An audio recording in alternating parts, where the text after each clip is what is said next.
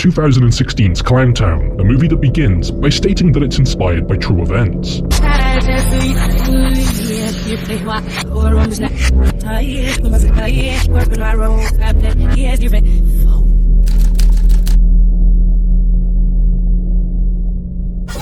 The movie starts by introducing us to a babysitter putting kids to bed at the Strode residence. This is the Strode residence, as in Laurie Strode from Halloween, and that kid's wearing a clown costume, as in young Michael Myers killing his entire family wearing a clown costume in Halloween. She's picking up the kids' toys and comes across a necklace with the words Caitlin on, before proceeding to put it down on the kitchen counter, where the local paper just happens to be open on the exact page where it's detailing the disappearance of a young woman named Caitlin wearing the exact same necklace. After hearing a strange noise, the babysitter turns around to see one of the children, Ricky, standing there in a clown costume, looking all weird as he runs straight past her and up the stairs, causing her to follow after opening one of the bedroom doors, because suddenly she's attacked by a cleaver in a suspiciously low-down position.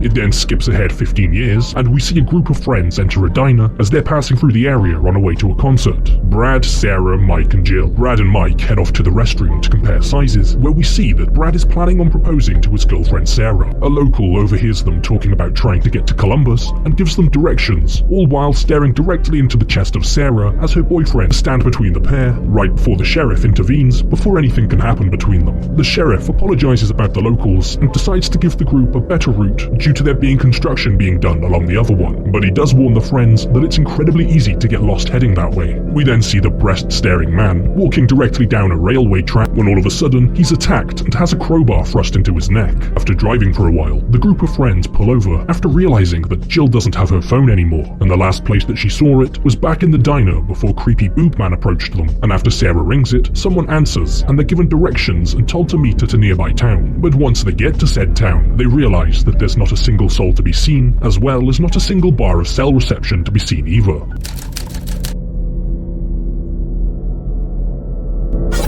We then see two guys driving stoned and drunk before pulling over for one of them to relieve himself, but we suddenly see the man wielding the crowbar standing directly behind the car, before seemingly disappearing as the vehicle drives away. At this point, the group of friends have been waiting around in this empty town all day, waiting for this guy to show up, and without seeing a single soul since they arrived, decide that it's best if they just leave and try and get to the concert. But once they do get into their car, they realize that it won't start, as we see a shadowy figure quickly walk by the window. They pop the hood and notice a large chunk of wires have been cut. They suddenly spot the man who walked past their car, and after trying to approach, he rather rudely ignores them and walks off into the darkness. They decide to head off on foot, and after walking for a while, Jill spots a large man wearing clown face paint while wielding a machete.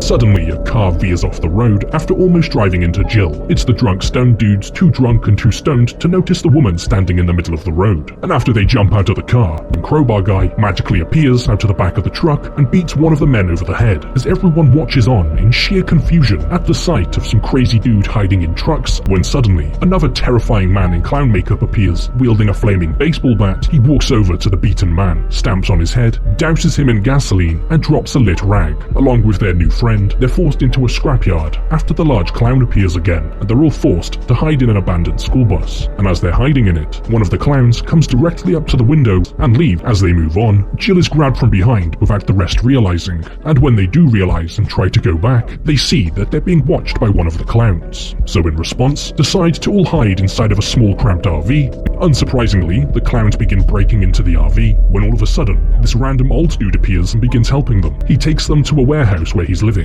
The man's name is Frank.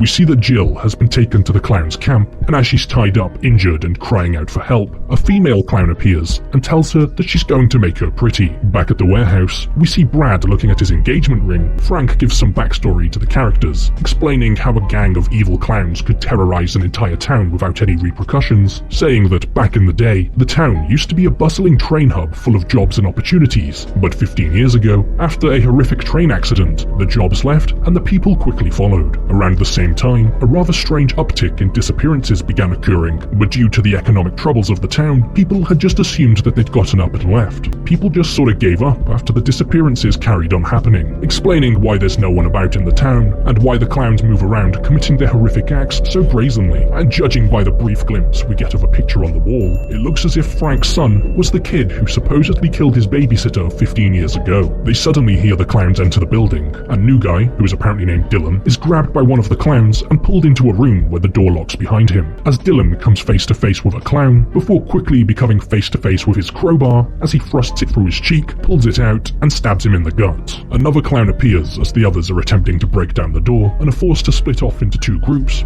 Frank and Mike hide in a restroom cubicle, because Frank's just kinda freaky like that, while Brad and Sarah are stalked by the crowbar clown. After checking himself out in the bathroom mirror, one of the clowns kicks open the toilet stool doors, but Mike and Frank somehow already gotten out of there. Brad and Sarah make their way onto the roof to hide, but it backfires as Sarah is grabbed from behind. Brad isn't afraid to stand up for Sarah and immediately tackles the clown to the ground as he just kinda lays there letting Brad punch him in the face, almost as if he kinda likes it.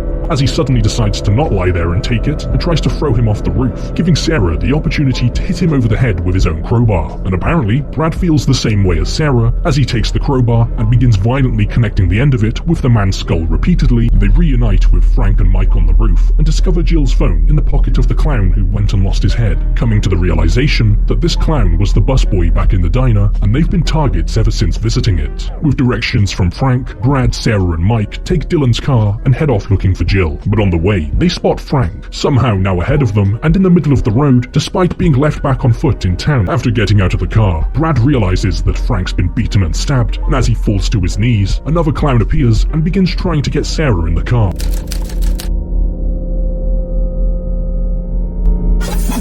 Sarah and Mike are forced to split up from Brad as the clown chases Brad into the woods. He makes it to the Strode residence, the same house from the beginning of the movie, and begins knocking on the front door. He's let into the house by a weird old woman sitting in a rocking chair facing away from Brad. After asking the woman for help, she tells Brad that he should just stay here because her son will be back soon and that he'll be able to help him. After seeing the same photo on the wall that Frank had back in his warehouse, Brad realizes that she was his wife and that her son is one of the clowns. And it also turns out that it was the mother who killed the babysitter, and she did it in front of her children, more than likely causing the spark that would turn her son into a homicidal clown fetishist murderer. Yeah, that'll do that. Brad hides as the clown returns home, and after noticing their rather strange mother-son relationship as she slaps him across the face for no reason, Brad watches as the clown leaves. We see Mike and Sarah headed back to town, with them betting that's where Brad will head, and notice the clowns arrive while driving in a garbage truck. After the clowns get out, Mike and Sarah decide to steal the truck, but find themselves being stolen by the clowns instead. They're taken and held captive at the same place as Jill, and Mike wakes up restrained to a chair with his hands nailed into it, while Jill and Sarah sit on the floor in front of him. Mike begins screaming at the clowns, demanding to be set free, when suddenly the sheriff appears and knocks him to the ground. The same sheriff from the diner where the friends saw the busboy.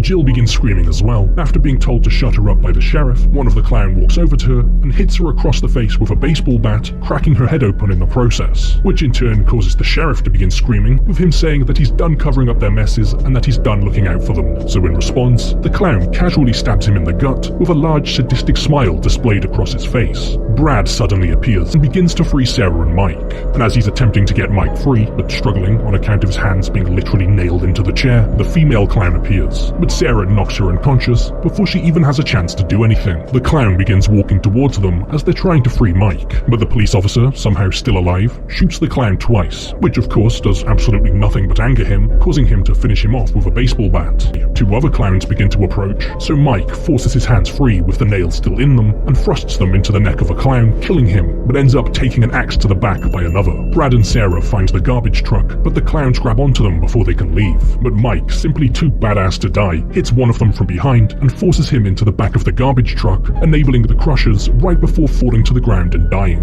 And Brad kicks the other one away, giving him and Sarah the opportunity to drive away from them. And as they're driving away, we see two clowns watching them as they leave, presumably the two Strode kids.